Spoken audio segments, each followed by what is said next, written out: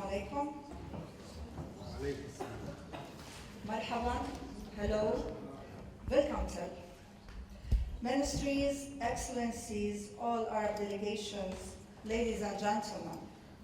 Let me start by congratulating Hamza Sama Culture Organization for organizing this conference with a collaboration with Sanad International Organization. This is a landmark occasion, the first conference of its kind between women in the Arab world and women in Europe. It is a real pleasure for me to be here to discuss such an important topic, a topic which means a great deal to me personally.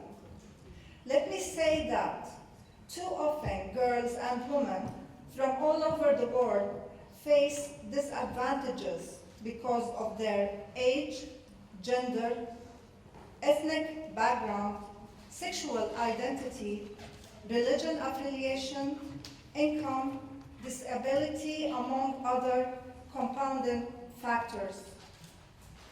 We have seen pictures evoke images of girls and women in different situations that live with disadvantages, even without a crisis.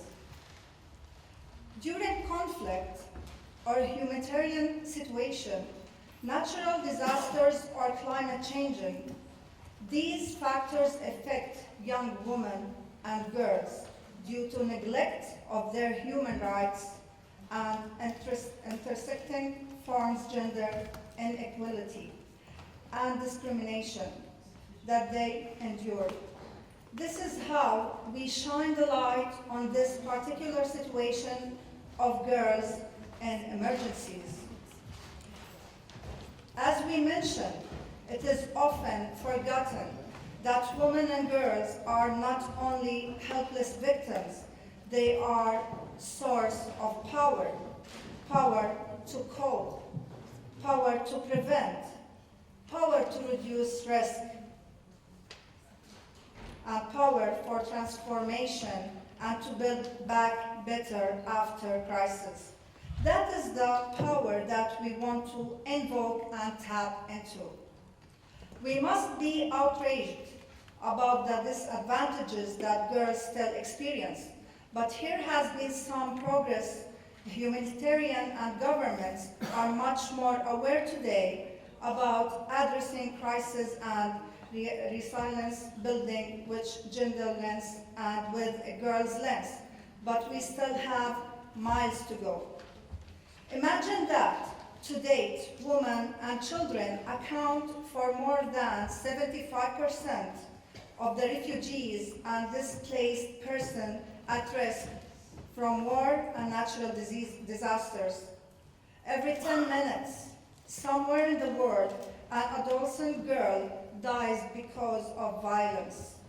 Up to a third of adolescent girls report their first sexual experience as being forced, and they are victims of sexual violence. Imagine that more than 700 million women alive today were married below the age of 18. Each year, 12 million girls are married before the age of 18. That means 23 girls every 1 minute. Gender equality and empowering all women and girls is something that we seek. And if we will not be done in the right way, a generation will be lost. Our hope for sustainable development, prosperity, peace, and security.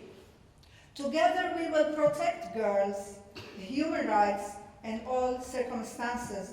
Together we will foster girls' capabilities and every field at all times.